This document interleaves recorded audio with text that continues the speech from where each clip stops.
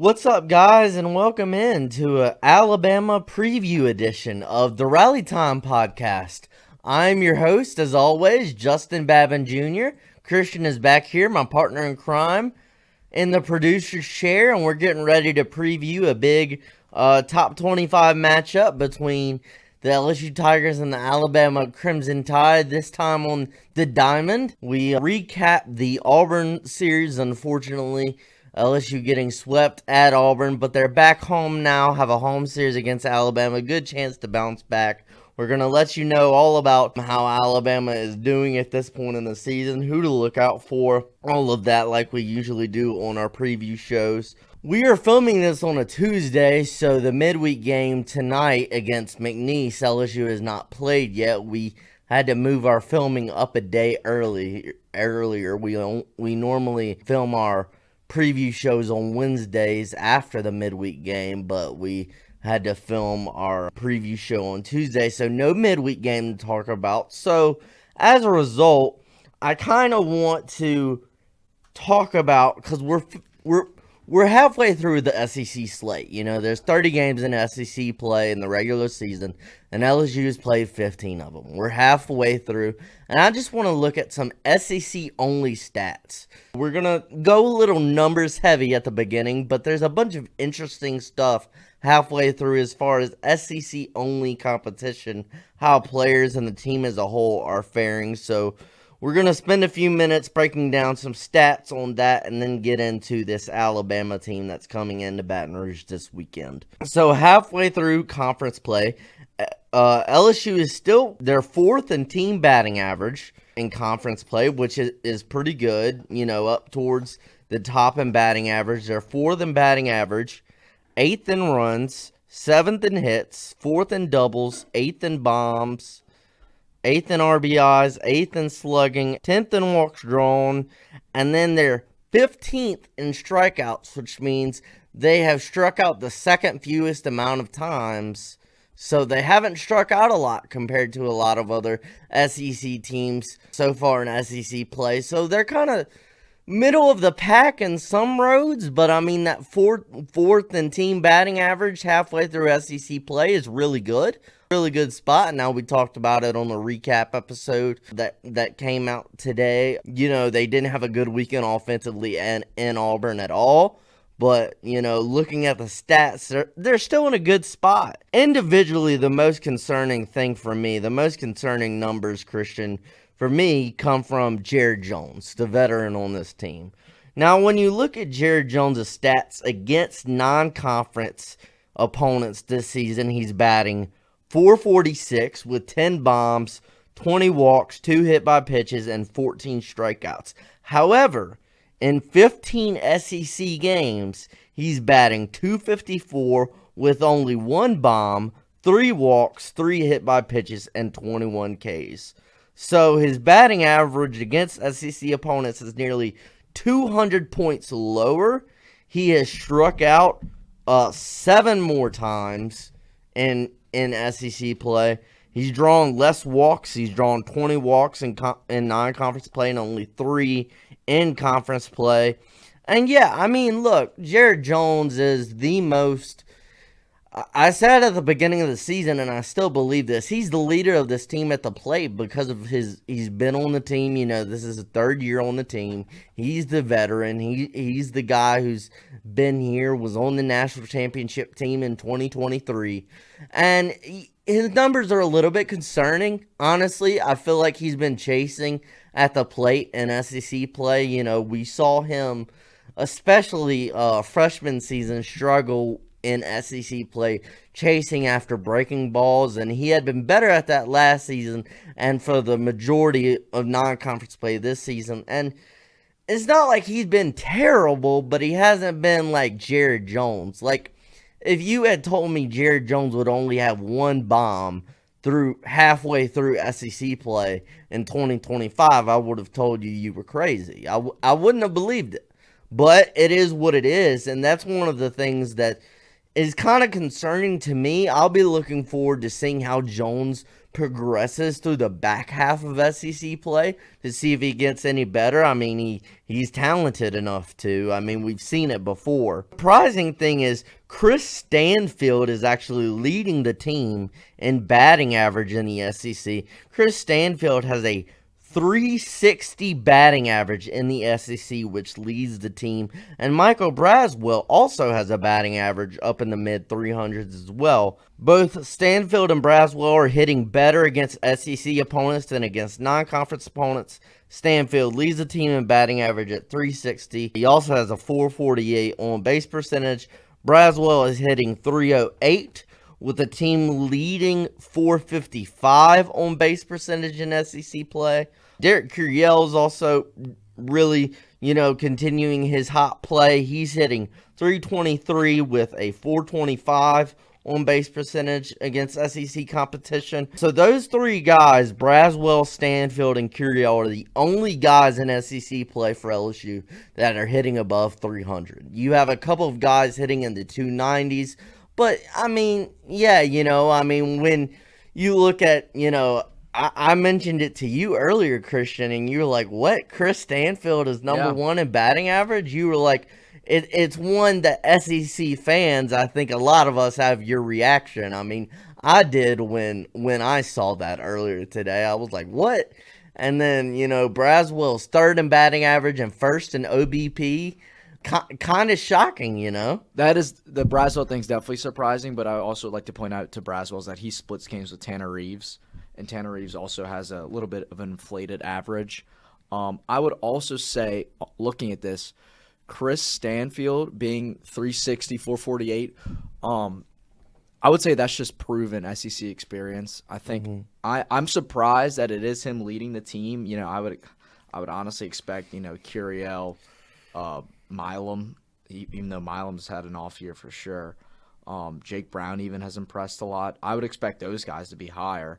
But this Stanfield thing, I mean, it's just proven SEC experience, and he just kind of, I don't know, man, he just gets on base. I mean, nearly 450 on base percentage. He's on base 4 out of 10 times, 5 out of 10 times, every 10 at bats. Yeah. I mean, dude, that is impressive. But yeah, it is. It doesn't necessarily surprise me that much because he is proven SEC experience. So, when you move to the other side of the ball on the mound, LSU is third in team ERA in SEC competition, which is really good.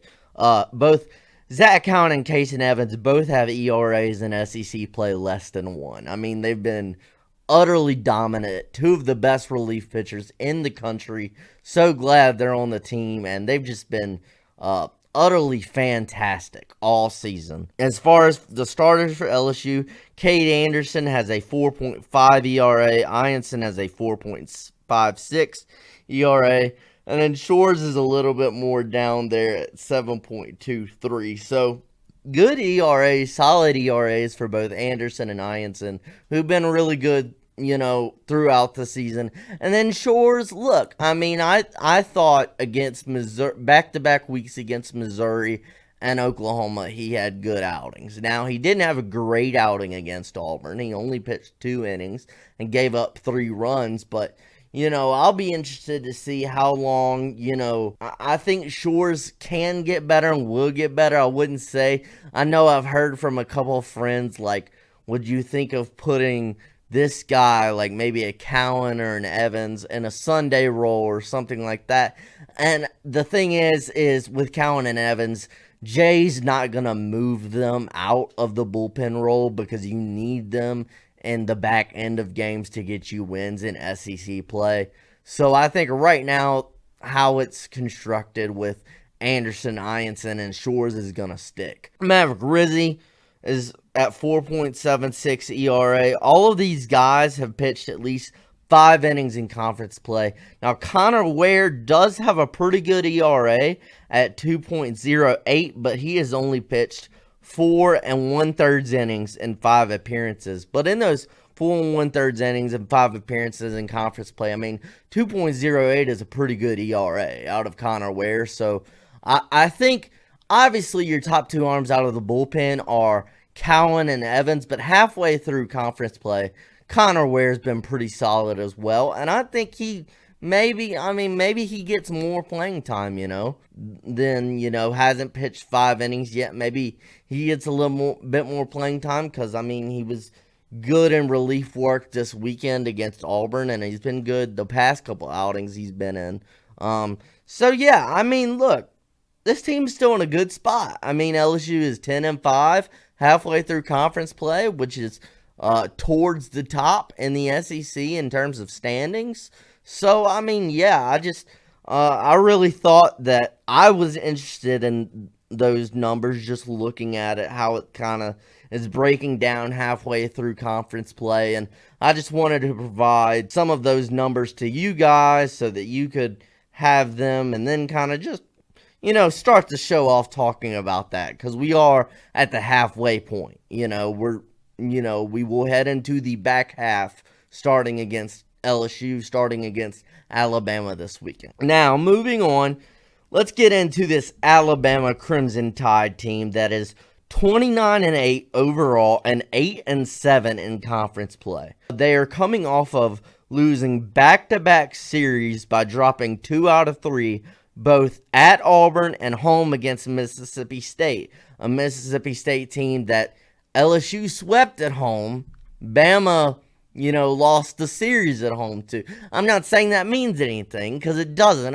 This Bama team is a good team. They're number 15 in the D1 baseball poll, and they're above 500 in SEC play halfway through, so they're a good team, but they've lost their past 2 series in SEC play, so that's, they've been kind of struggling lately a little bit. Both of these teams are looking to kind of bounce back from, LSU looking to bounce back from the Auburn series this past weekend, and Bama looking to bounce back from the past 2 SEC series they played the past 2 weekends. So yeah, Bama is 9th in the SEC with a 293 batting average, and they are 12th in the conference with a 4.68 team ERA. Let's get into the pitching side of things. Let's start with, there's 2 main starters, 2 main guys that are definitely going to start this weekend for Alabama. And we'll start with lefty Zane Adams. Zane Adams is a left-hander with a 4-2 record, 6.18 ERA, and 39 1/3 innings, 38 strikeouts, and 14 walks in 9 starts. Zane Adams has a low 90s fastball with a cutter, slider, and a mid-70s breaking ball as well. Another starter that you're going to see for Alabama is right-hander Riley Quick. Riley Quick has a 5-1 record with a 3.13 ERA and 31 2/3 innings with 31 strikeouts and 13 walks in 8 starts. Riley Quick has a fastball between 94 and 98 miles an hour, along with a slider and a changeup. So those are the top 2 arms, on the mound. They've started a lot, Riley Quick and Zane Adams. I'd say it's interesting because Zane Adams, has gotten most of the Friday night starts, most of the game ones. According to the numbers, and when you look at him this season, Riley Quick has been the better pitcher. Like, he's been the better arm. So I think it'll be interesting this weekend, because if you remember a few weeks ago, it was another Thursday-Friday series against Mississippi State, where Mississippi State decided to delay their ace and push him back 1 game, Pico Khan, and he pitched in Game 2 on Friday instead of going on Game 1 on Thursday. I'll be interested to see if maybe something like that happens this week and they push Zane Adams and Riley Quick back to Friday and Saturday, or if they just keep it straight up and Adams goes on Thursday. I'll be interested to see that myself. Kind of a really no definitive third starter for Bama. It's kind of been a mixed bag. It's kind of changed from week to week. The main guy who's gotten the third most starts on this Alabama pitching staff, even though he oddly did not play at all this past weekend in their home series against Mississippi State. Righty Bobby Alcock has a 3-2 record with a 5.97 ERA in 28 2/3 innings, 32 strikeouts, and 11 walks in 8 starts. He has a fastball between 89 and 92, along with a nice breaking ball and a changeup to go along with that. Again, didn't start against Mississippi State the weekend before Mississippi State. He didn't get out of the first inning against Auburn. So he's been kind of struggling a little bit lately. He didn't play at all against Mississippi State. So I'll be interested to see if he gets back in the starting rotation this weekend, or they might go to a few other guys. And we'll just go ahead and get into it. So the guy who started the Sunday game, game 3 against Mississippi State, was Tyler Fay. Tyler Fay is a right-hander with a 4.98 ERA, 21 2/3 innings with 15 strikeouts and 6 walks. He has made 13 appearances this season, but yes, he got his first start of the season last Sunday against Mississippi State, and in that start, he pitched 3 1/3 innings and allowed 2 earned runs on 2 hits, 1 walk, and 4 strikeouts. So he wasn't bad, Fay has his stuff. He has a power sinker / slider, and he gets up to 92. He gets up to 92, 95 with that sinker, and then he has a slider to go along with it, and a sweeping breaking ball and a changeup as well for Tyler Fay. So maybe he gets his second start of the season against LSU. It'll be interesting to see what they do with that. If they give another start to Bobby Alcock or something like that, and then whether, Riley Quick and Zane Adams are going to be the two main guys starting.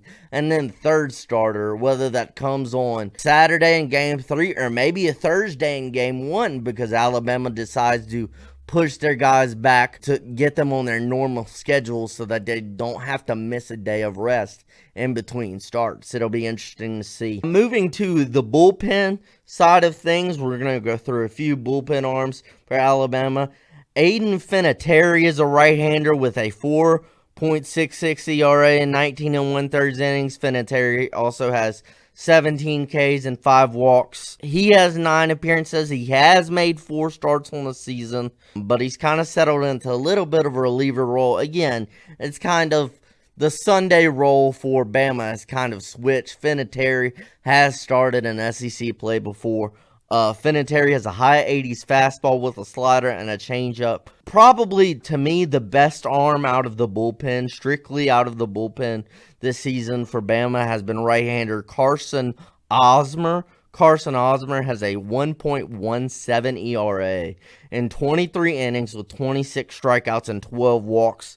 He kind of has a sidearm delivery, does Osmer, with a low 90s heater, a sweeping breaking ball, and a changeup. So Osmer's the guy. He hasn't started. He's only been a bullpen arm, but he's been really good out of the bullpen with that 1.17 ERA. JT Blackwood is a right-hander who has a 4.85 ERA, 26 innings, 20 Ks, 5 walks. Blackwood has made 6 starts and 11 appearances, but he has settled into sort of a relief role now that we are in the middle of conference play. Blackwood has made a bunch of relief roles lately. He had starts earlier in the season, but he settled into a bullpen role. He gets up to 92, 93 and also has a put-away slider. Braylon Myers is a right-hander with a 2.92 ERA and 24 2/3 innings with 31 strikeouts and 8 walks. So Braylon Myers, along with Carson Osmer, they've both been really good out of the pen. Myers has a fastball sitting at 89 and 91, and he has a slurve, and he also has a changeup. Hagen Banks is a right-hander with a 1.35 ERA, so another guy on this pitching staff with a good ERA for this Alabama team. 1.35 ERA for Hagen Banks, 13 1/3 innings with 13 Ks and 7 walks.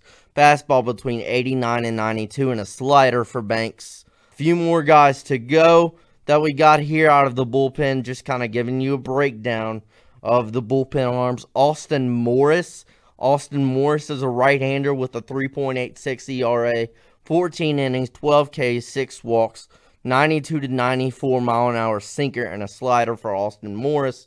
Matthew Heiberger, and this is one of the points I want to make. Matthew Heiberger is, when you look at it, I think he might be the only left-hander on this team I think he might be. I think all of the other guys for, I'm trying to see, no, Zane Adams is a lefty.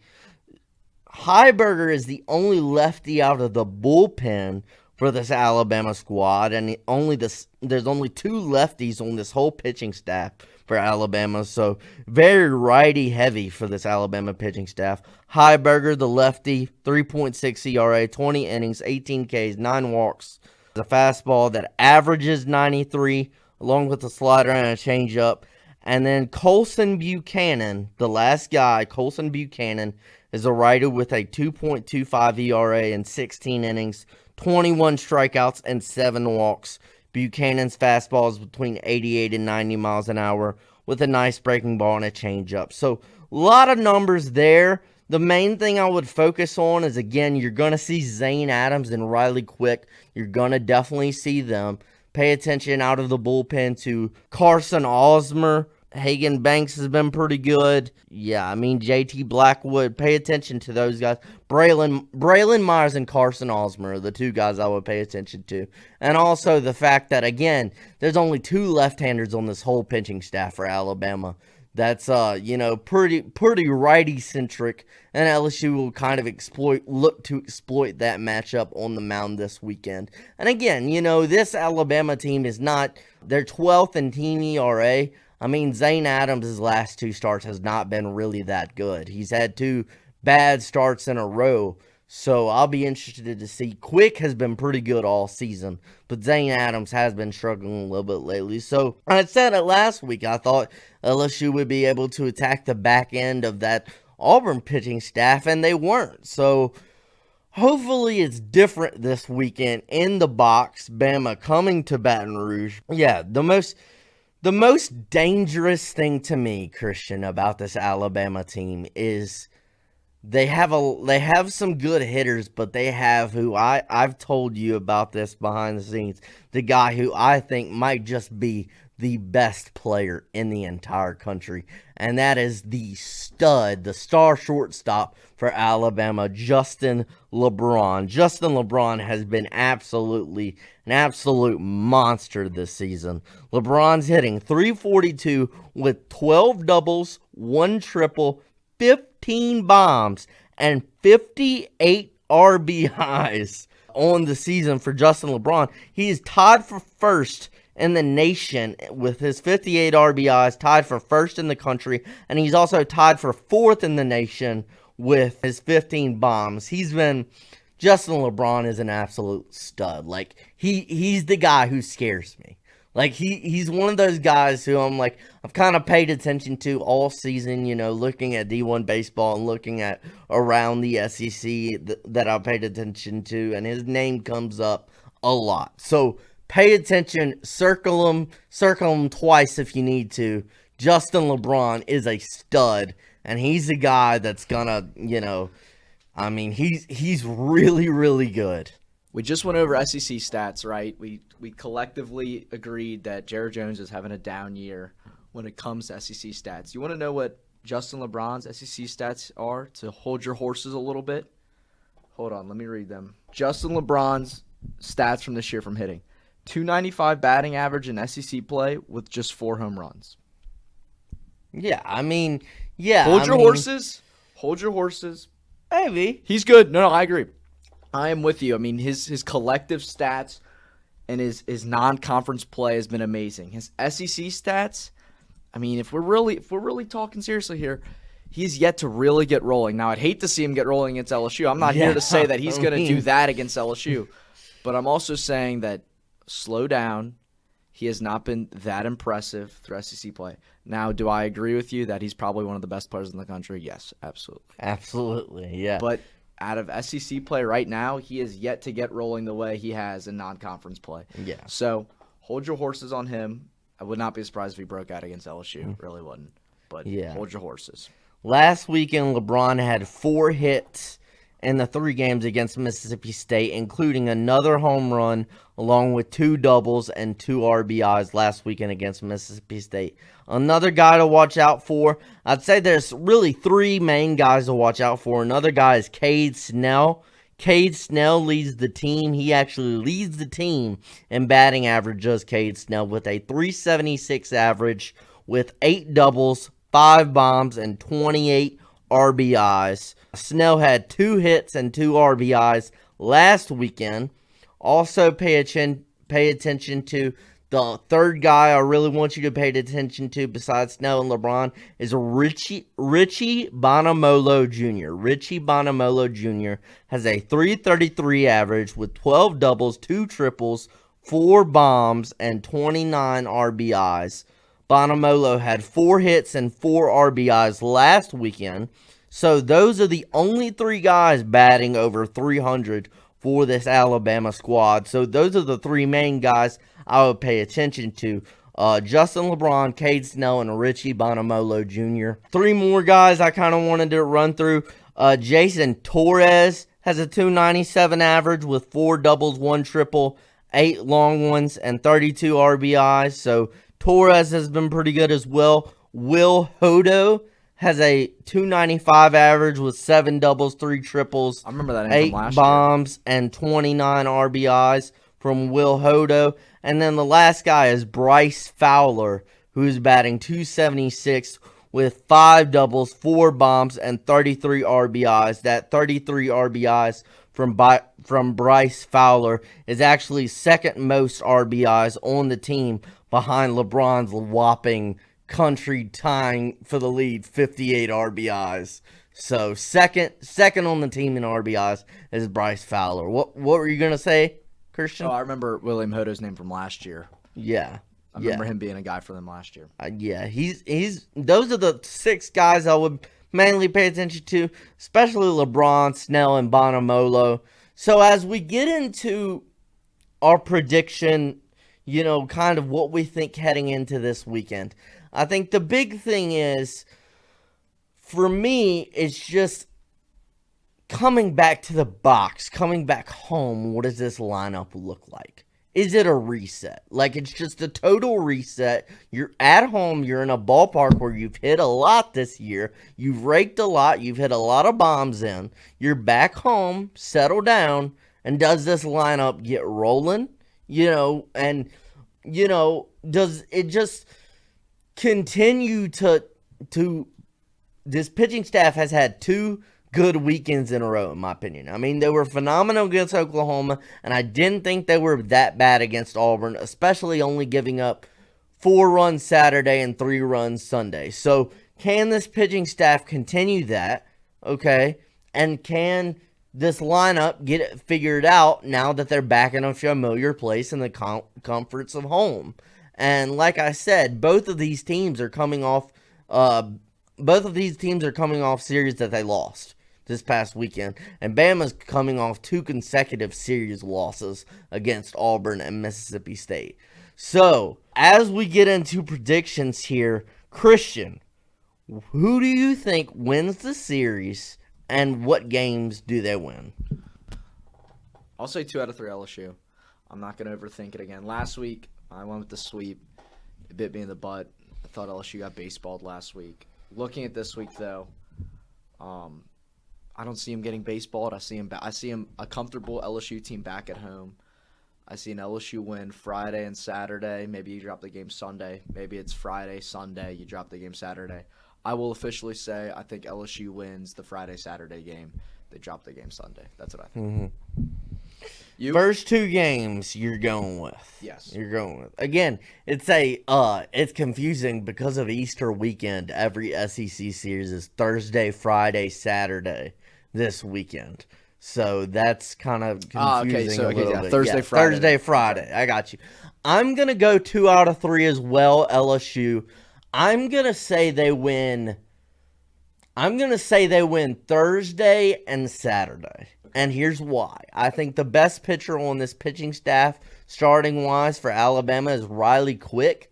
I think Zane Adams has been really shaky, especially in his last couple starts. And I just think, I don't know, I feel like whatever game Riley Quick pitches in, I'm going to say he pitches in game 2, because that's what he's done all season. I'm going to say he pitches Friday, and because of that, I think LSU is going to win that game, but they will win game 1 on Thursday and game 3 on Saturday to take the series, get back to, they'd be 12-6 in SEC play heading into a big matchup next weekend against the defending national champion Tennessee Volunteers. So, look, I mean, again, the biggest thing to me is paying attention to being back at home. What does that do for this LSU offense? Like that's my biggest thing. Again, I'm not pushing the panic button based on what happened against Auburn. I'm just interested in seeing how this team bounces back from that and if they're able to continue to, push forward and get back to their winning ways with the next 2 weeks. Every game they play the next 2 weeks is at home. I'm interested in seeing, looking at the stats, I'm interested in seeing, does Jared Jones have a breakout weekend? Not saying he hasn't been good this season. He has been good.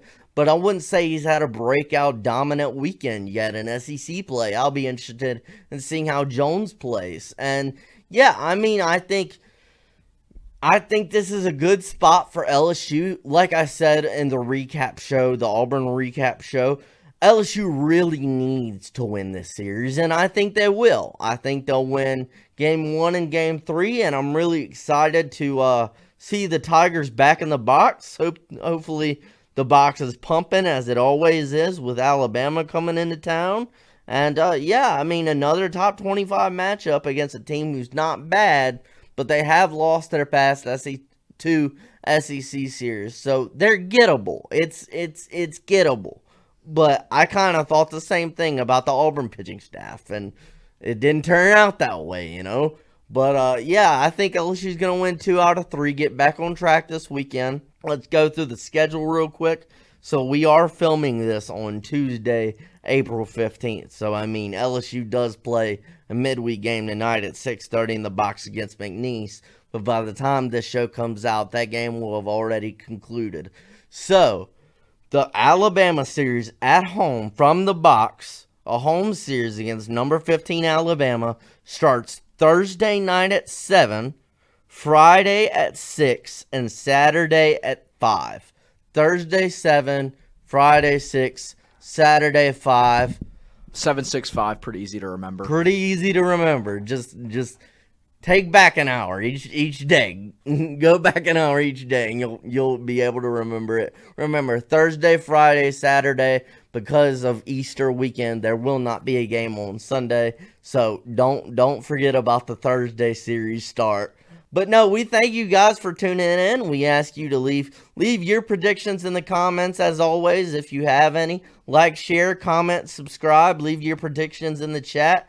Hope you have a blessed Easter weekend. And, yeah, we thank you for joining us, and we hope you have a good weekend.